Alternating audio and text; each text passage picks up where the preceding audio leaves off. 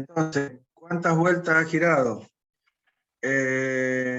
Para un segundo, directamente, vuelvo a repetir, como el sistema es acelerado, entonces vamos a tener que expresar la ecuación de variación de la posición angular, que depende de omega y del tiempo.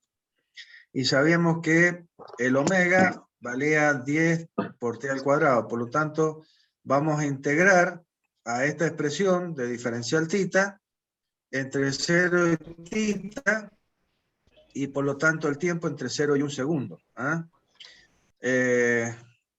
Aplicamos integrales, que sabemos que la integral de t al cuadrado va a ser 1/3 de t al cubo, y bueno, y ahí sacamos el valor que es 10/3.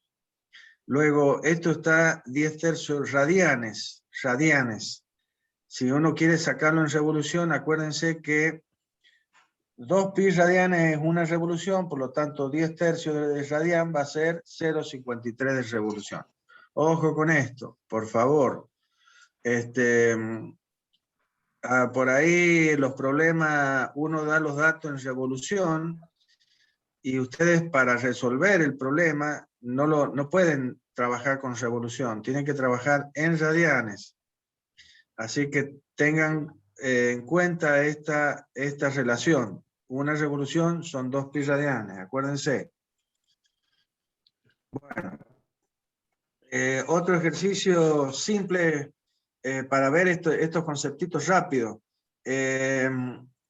Y acá vamos a ver algo que básicamente lo vamos a aplicar más adelante cuando veamos engranajes o ruedas de fricción. Este problema básicamente está para mostrar también esta cuestión de las velocidades y de las aceleraciones. Pero ahora está relacionando a dos ruedas, o sea, dos ruedas que se transmiten una respecto de la otra. Yo voy a tener una rueda conductora, por ejemplo la A, y una rueda conducida que va a ser la B. Yo voy a transmitir movimiento a través del punto de contacto entre las dos ruedas, y esto, como ya vamos a ver, conforman lo que son o engranajes o ruedas de fricción. En este caso, un par de ruedas de fricción. Entonces, dice que el disco A parte del reposo y gira una aceleración constante. Ahora tenemos una aceleración constante. Y dice, ¿qué tiempo se necesita para que gire 10 revoluciones? Con esta aceleración. Si parte del reposo y con esta aceleración, ¿qué tiempo vamos a necesitar para que llegue a girar 10 revoluciones el disco A? Luego, el disco A, como dije y adelanté, está en contacto con el B, y no hay deslizamiento entre ellos. O sea que acá, como vamos a ver más adelante y a más tardar mañana, va a haber una junta completa acá. Ya vamos a ver lo que es una junta completa. Entonces no va a existir deslizamiento entre estas dos ruedas. Van a poder rodar una respecto de la otra, pero no va a poder deslizar una respecto de la otra. Entonces lo que está pidiendo es determinar qué velocidad y qué aceleración angular va a tener el punto B luego que el disco haya girado 10 revoluciones. Entonces, primeramente, lo que yo necesito es determinar el tiempo.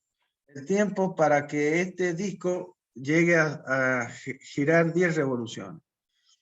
Como alfa es constante, entonces son válidas las ecuaciones que habíamos visto para ese caso. Que la hemos desarrollado ahí en la parte de mecánica racional y mecanismo. Entonces, una de las expresiones es que la velocidad final es igual a la velocidad inicial más la aceleración angular por el tiempo, donde la aceleración angular vale 0 porque hemos dicho que partimos del reposo. Lo cual me va a permitir calcular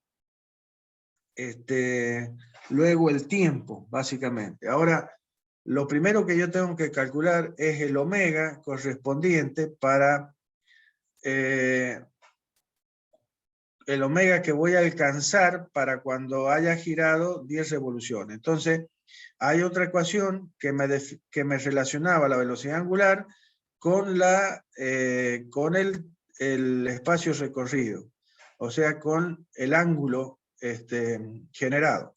Entonces, que era la velocidad final al cuadrado por la velocidad inicial al cuadrado, igual a la velocidad inicial al cuadrado, más 2 veces la aceleración angular por el espacio recorrido, la diferencia de espacio recorrido.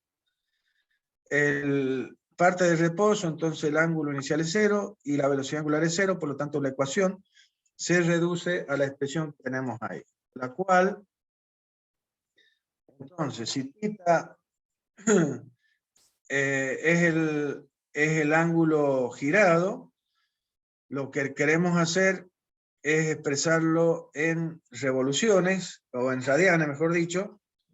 Entonces, para poder resolverlo, entonces yo, como hemos hecho recién, una revolución son 2 pi radianes, 10 revoluciones van a ser tantos radianes. Entonces, 10 revoluciones representan 62,8 radianes.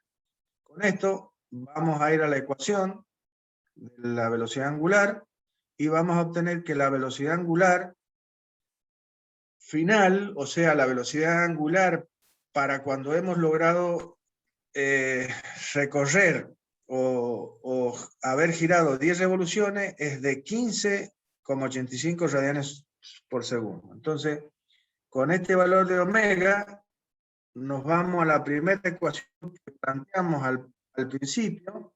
Perdón. Esta, la primera que planteamos, y de ella sacamos que el tiempo va a ser omega, dividido en la aceleración, todo valores va a ser de 7,93 segundos. Bien. Vamos al tema de determinar la velocidad que va a tener la rueda D, debido a la transmisión que le va a generar la rueda A. Entonces, vuelvo a repetir, como el contacto entre las dos ruedas es un contacto en el cual la junta que hay es una junta completa, que no va a permitir que una rueda deslice respecto de la otra, o sea, no va a haber desfasaje de una rueda respecto de la otra, sino que las dos van a rodar una respecto a la otra. Entonces, ¿qué va a pasar en un punto cualquiera, como el X, que estamos definiendo acá, sobre la circunferencia o sobre la rueda A? Ese punto tiene que tener la misma velocidad. O sea que la velocidad del punto X, que pertenece a A, y la velocidad del punto X' que pertenece a B, tienen que tener la misma velocidad. Si no fuese así, una rueda deslizaría respecto de la otra. Entonces, vamos a tener la igualdad entre la expresión omega A por RA igual a omega B por RB. Esto, como ya vamos a ver, representa una ecuación que se llama la ecuación de la relación de transmisión, que ya vamos a llegar a determinarla. De ahí vamos a despejar la velocidad angular de la rueda B, que va a ser el producto escalar de omega por el radio A dividido en el radio B. Como todo es conocido acá, directamente obtenemos que la velocidad angular de la rueda B es de 21,13 radianes. Fíjense, a mí lo que me interesa más que nada es mostrar lo que después vamos a ver, ¿no es cierto? Y es que si la rueda, hemos llegado a que la rueda A, después de haber girado 10 revoluciones, ha alcanzado una velocidad angular de 15,85. ¿Ah? Y esta tiene un determinado radio, ¿sí? un determinado radio que es de 0,2 metros. La rueda B es una rueda que es más chica, tiene un radio de 0,15. Por lo tanto, fíjense que la velocidad angular de todos los puntos que pertenecen a la rueda B es mayor. O sea que el hecho de que la rueda es menor gira una rotación más grande. Una rueda menor, una rueda de mayor diámetro va a girar a menos vuelta, que está girando una determinada velocidad angular, le va a imprimir un movimiento a una rueda B, y si esta tiene un radio menor, la velocidad angular que va a alcanzar va a ser mayor. Este es el juego que, como vamos a ver en engranajes o en ruedas de fricción, es lo que se busca, jugar con estas velocidades angulares. Bien, lo mismo va a pasar con las aceleraciones tangenciales, que en el punto X, que es el punto de contacto entre la rueda A y la rueda B, que es un punto que es común a ambas ruedas, pero que cada uno pertenece a su rueda, básicamente, sino que coexisten en un instante, esos puntos van a tener que tener la misma aceleración tangencial, porque si no, lo mismo que con la velocidad, y habría deslizamiento. Entonces, la aceleración tangencial, acuérdense que depende de la aceleración angular y del radio. Para el punto X, y lo mismo para el punto X'. Y como esos dos aceleraciones tienen que ser iguales, entonces vamos a igualar alfa por RA igual a alfa B por RB, de la cual despejaremos alfa B como alfa A por RA sobre RB. Y de ahí obtenemos la aceleración correspondiente del punto X'. Perdón. Bien.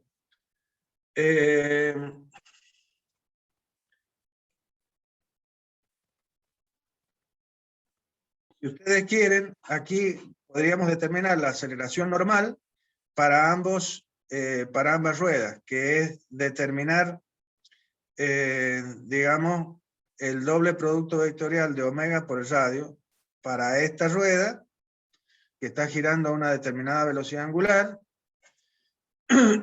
y que el punto X se encuentra a una determinada distancia, que es 0,2.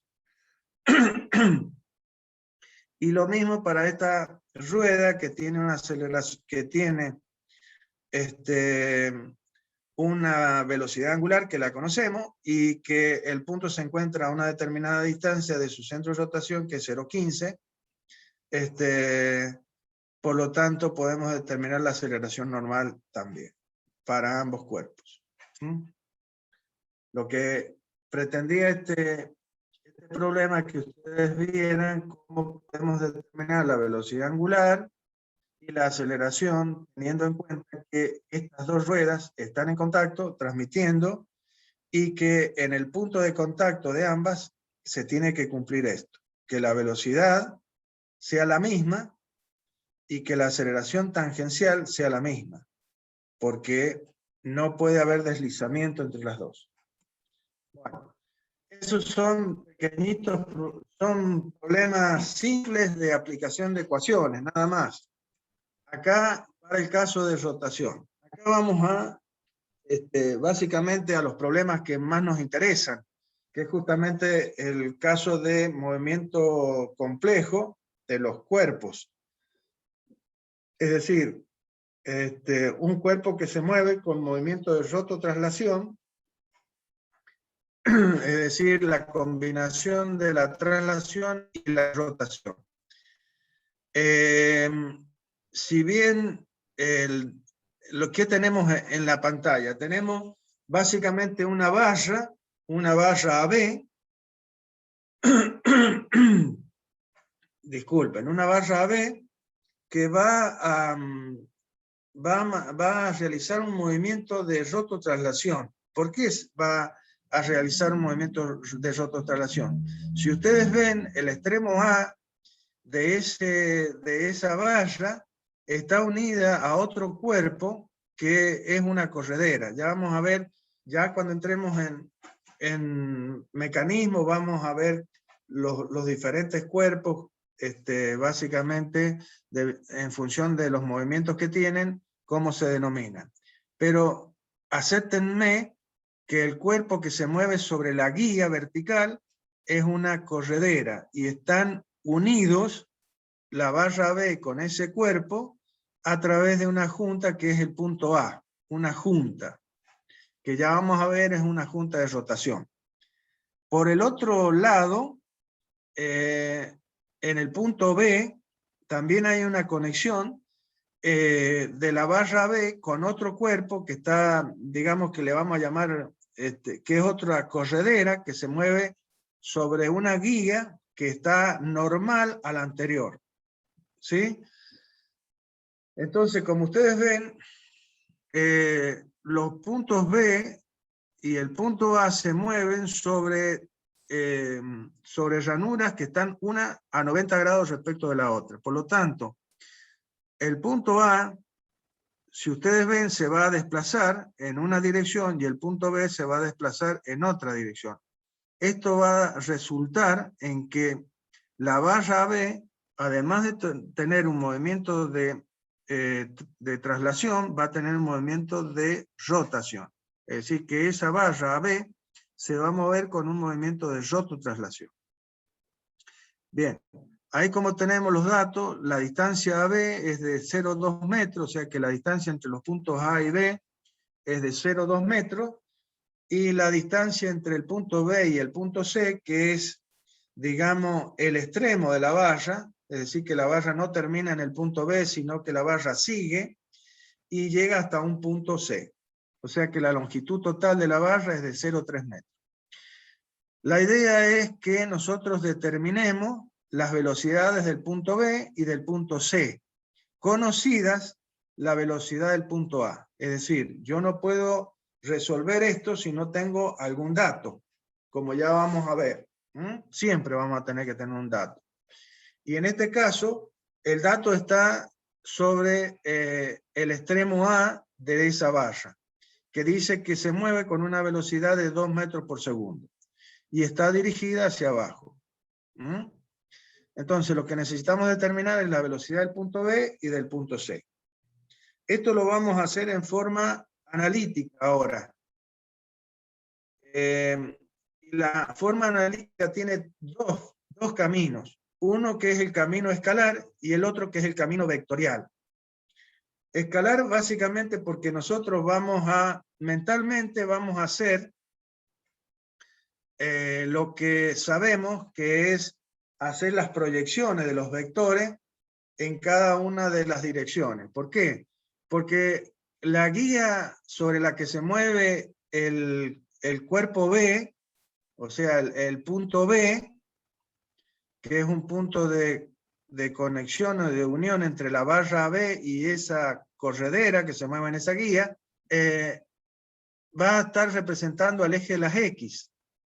Y la otra que está a 90 grados va a ser el eje de las Y. Entonces, todos los vectores, velocidad, se van a proyectar sobre un eje o sobre el otro eje, que en este momento, no digamos que está hecho desprofeso, sino que básicamente no están mostrados los ejes para que usemos, digamos, este concepto escalar. Ya en el otro, cuando veamos la parte, el otro camino que es el vectorial, vamos a tener también los ejes y vamos a usar los versores, básicamente, de los ejes. Bien. Entonces, la ecuación que, bueno, ¿qué otra cosa tenemos que ver acá?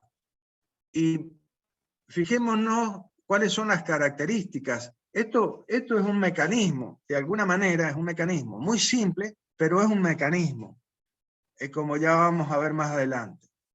Está definido, hay varios cuerpos. Está un cuerpo que es rígido, que son las guías sobre los cuales se mueven los cuerpos.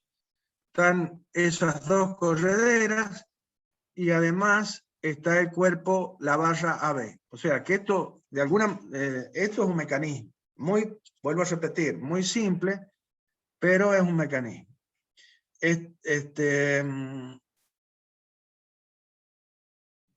Y debemos ver qué son las cosas particulares que hay acá.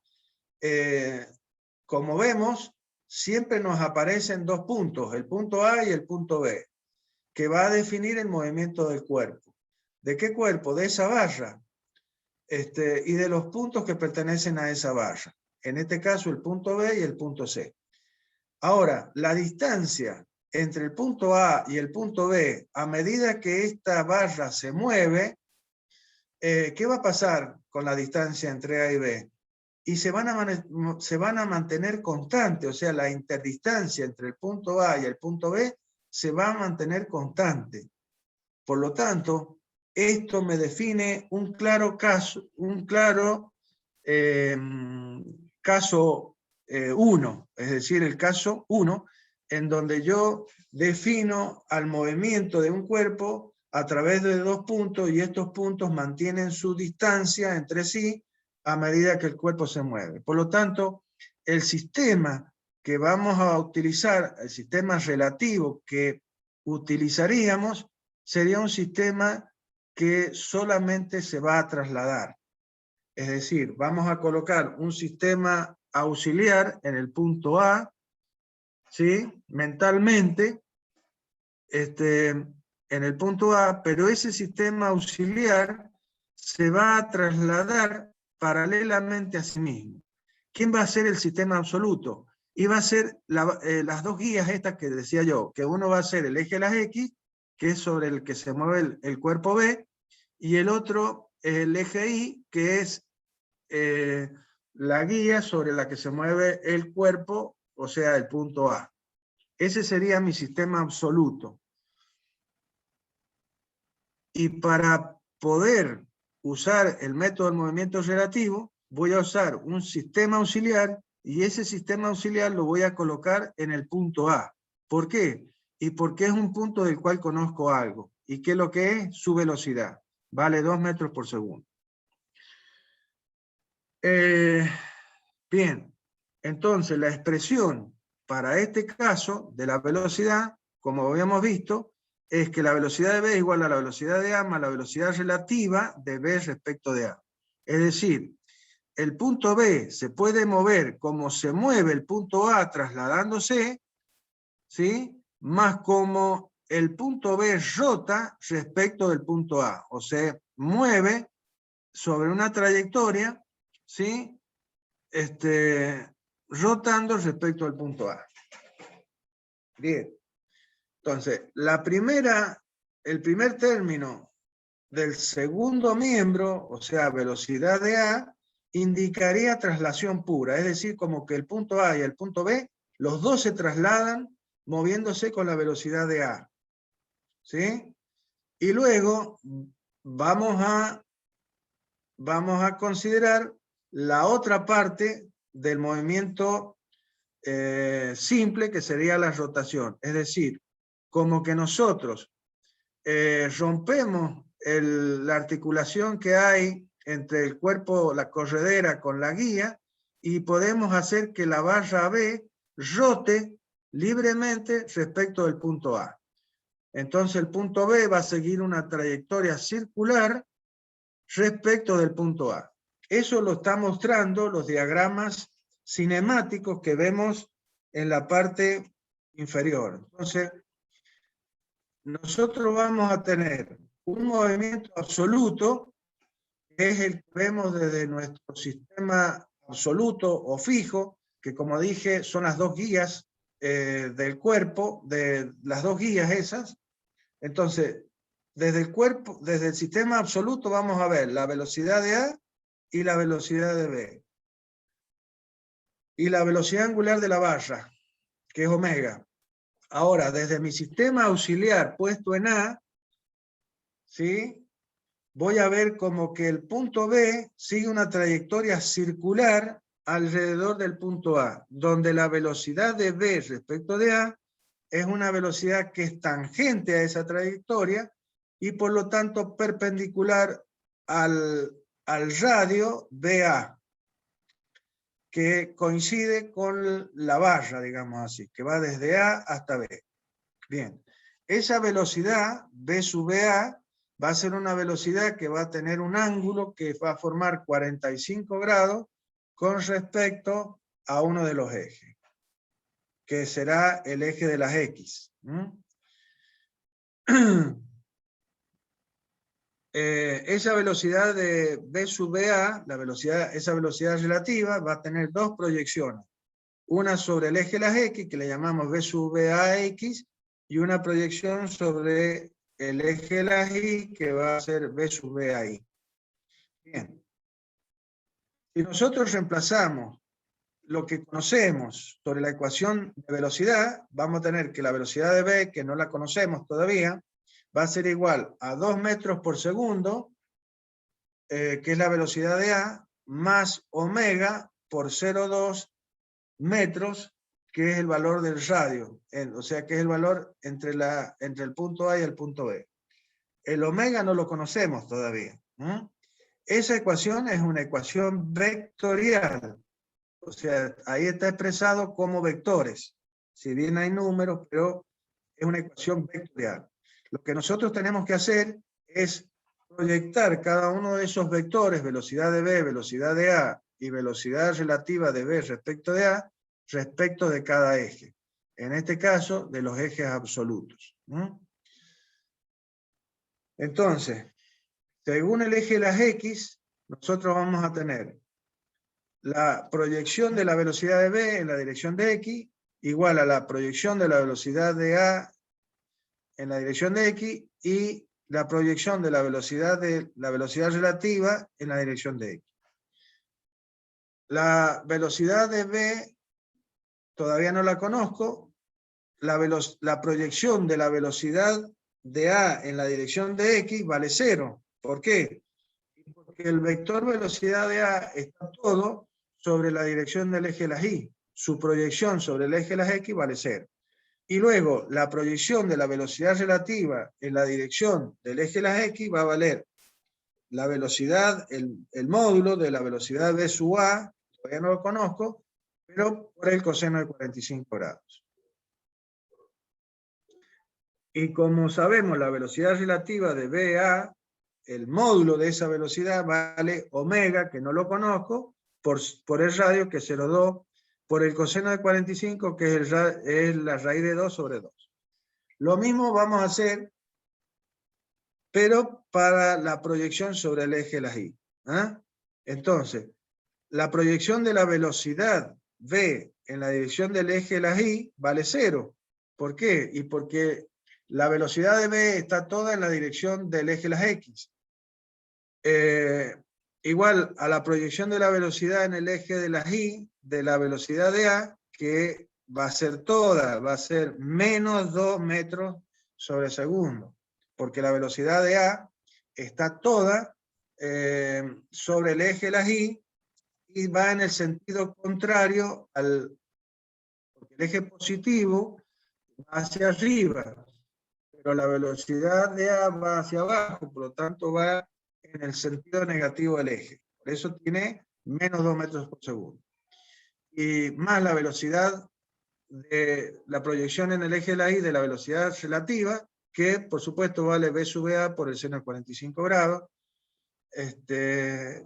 Por lo tanto, como vemos abajo, va a ser 0 por menos 2 metros por omega por 0,2, la raíz de 2 sobre 2.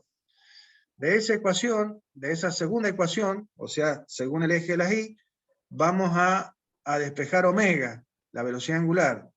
Y con eso obtenemos que la velocidad angular vale 14,14, y luego ese valor de omega lo reemplazamos en la ecuación obtenida en la proyección según el eje de las X. Una vez que conozco omega, puedo calcular la velocidad de B. Está toda en la dirección del eje de las X. Entonces de ahí obtengo que la velocidad de B absoluta es igual a la proyección de la velocidad en la dirección del eje de las X porque en esa dirección se mueve el punto B, y va a valer 2 metros por segundo. O sea que, así como el punto A se mueve con una velocidad de 2 metros por segundo, el punto B se mueve también con una velocidad de 2 metros por segundo. Bueno, de esa manera hemos obtenido la velocidad de B. Ahora nos vamos a encontrar la velocidad de C. La diferencia es que es un punto que se encuentra a una distancia mayor respecto del punto A. Se encuentra a 0,3 metros. Pero también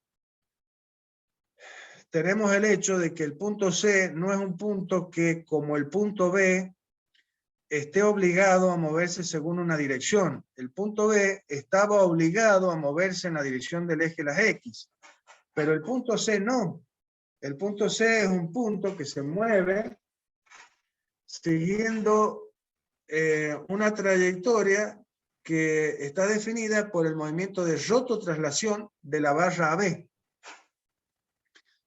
Esto para que vean la diferencia, ¿no?, entre un punto que se está moviendo obligadamente a través de una trayectoria y otro que sigue una trayectoria cualquiera. Entonces, como vemos en los diagramas cinemáticos, lo que yo veo desde mi sistema absoluto es la velocidad de A como debe ser, pero el punto C se mueve, la velocidad del punto C va a tener una dirección y va a tener un módulo, pero sobre todo la dirección depende de este movimiento de rototraslación. Eso visto desde mi sistema absoluto. Ahora, si yo me subo al sistema relativo que está puesto en A, ¿qué es lo que veo? Y veo la rotación pura, nada más. Porque la velocidad de C que tenemos en la izquierda, que es el movimiento absoluto, es el vector que yo veo desde mi sistema absoluto fijo. Ahora, la velocidad de CA que tengo a la derecha es cuando veo el movimiento relativo, es decir, lo veo desde un sistema que está colocado en el punto A, que está quieto. Acuérdense que este punto es un punto que pertenece a dos cuerpos, que son, en este caso, el cuerpo barra AB, pero también un punto que pertenece al sistema de referencia fijo. Acuérdense de lo que habíamos hablado de los, ¿cómo se llama? Los polos o centros instantáneos de velocidad cero. Bien, entonces, ahora voy a mirar a C desde A, desde mi sistema de referencia relativo, y lo que veo es la rotación pura de C, rotando, siguiendo una trayectoria circular alrededor del punto A. Entonces, el vector velocidad C relativo C A va a ser un vector que es tangente a esa trayectoria y perpendicular al radio correspondiente CA. O sea, perpendicular a la barra directamente. Entonces va a ser omega CA. Ese vector también va a formar 45 grados respecto de los ejes X e Y. Bien. Como ya calculé omega, ya sé que el punto C, como el punto B, también rotaban, o sea, como pertenecen al mismo cuerpo, que es la barra AC o la barra AB, tienen la misma velocidad angular. Por lo tanto, yo puedo obtener que la velocidad relativa de CA, que vale omega por el radio, y puedo obtener directamente el valor de ese omega, esa velocidad relativa. Entonces, de cualquier manera, nosotros tenemos que hacer la proyección de cada una de esos vectores de velocidad respecto del eje de las X y respecto del eje de la Y.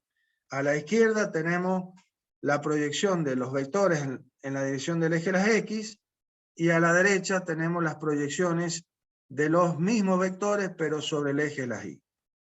Ahí ha habido un error, dice según Y, debería estar por encima, a la misma altura de según X, pero a la derecha. ¿Ah?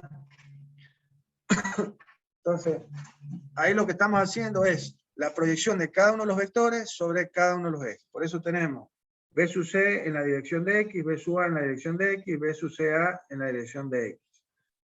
B sub C, X, que no lo conozco todavía, B sub A X, que sí lo conozco, que tiene proyección solo sobre el eje de la Y, por lo tanto, la proyección en el eje de las X vale 0, y este vector relativo que va a tener una proyección sobre el eje de las X con un ángulo de 45 grados. De ahí, bueno, vamos a despejar que finalmente la proyección de la velocidad en la dirección de X de V sub C vale 3 metros por segundo. Y cuando hagamos lo mismo, pero con las proyecciones en la dirección del eje de las Y, vamos a llegar a que la velocidad, la proyección de la misma velocidad V sub C en la dirección del eje de las Y vale 1 metro por segundo. Por lo tanto, para encontrar la velocidad de V sub C, ¿sí?, tendremos que aplicar Pitágoras y hacer la raíz cuadrada de B sub C X al cuadrado más B sub C Y al cuadrado, de tal manera que la velocidad de C, el módulo de ese vector, B sub C, mirado desde el absoluto, vale 3,16 metros sobre segundo. Para encontrar el ángulo, como yo les había adelantado antes, y usaremos que la tangente del ángulo beta vale el cateto opuesto sobre el cateto adyacente, en este caso la velocidad, la proyección sobre el eje de las Y y la proyección sobre el eje de las X de la velocidad B sub C, y que finalmente vale 18,3 grados.